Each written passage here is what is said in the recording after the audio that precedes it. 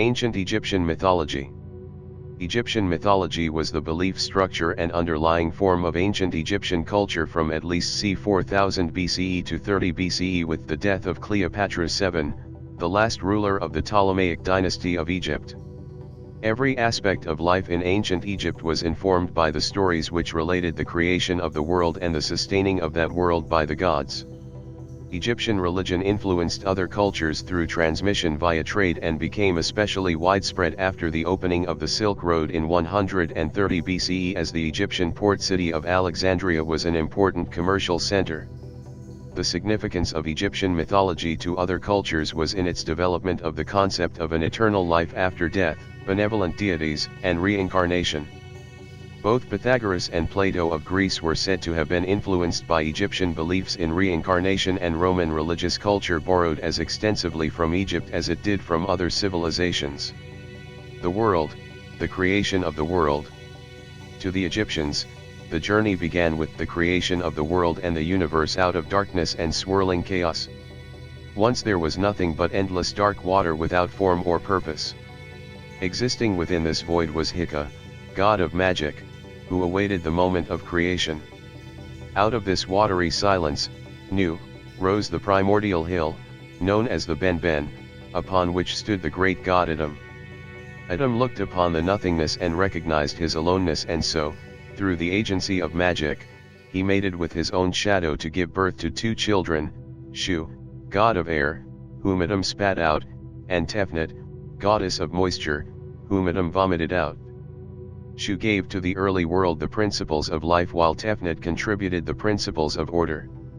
Leaving their father on the Ben-Ben, they set out to establish the world. In time, Adam became concerned because his children were gone so long, and so removed his eye and sent it in search of them.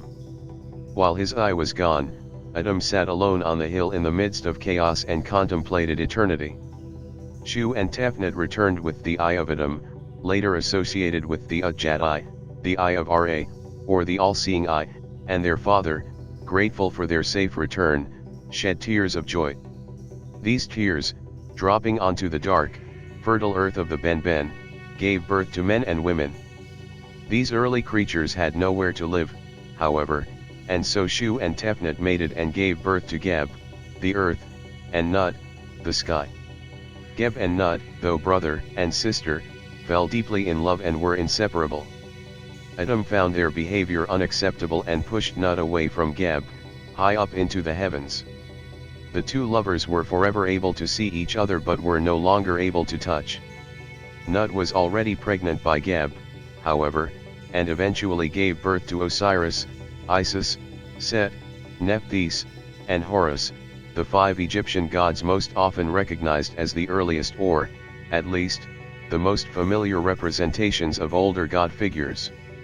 Osiris showed himself a thoughtful and judicious god and was given rule of the world by Adam, who then went off to attend to his own affairs. Horus.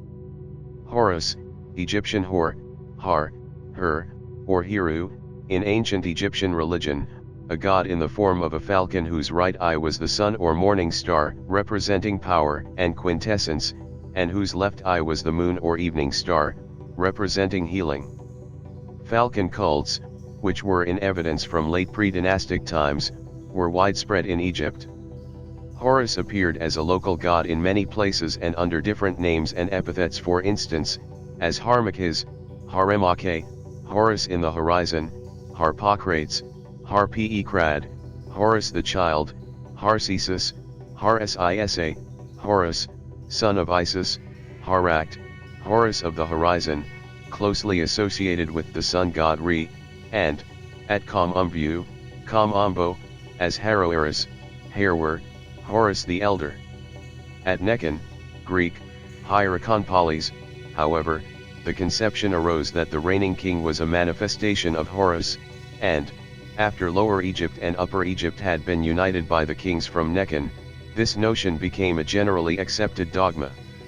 The most important of an Egyptian king's names, the number of which grew from 3 in early dynastic times to 5 later, was his Horus name, i.e., the name that identified him with Horus.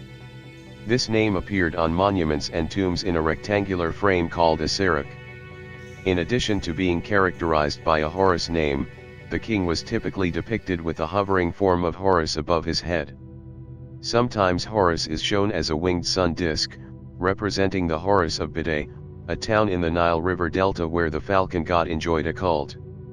Horus was later identified by the Greeks with Apollo, and the town of Edfu was called Apollinopolis during the Greco-Roman period.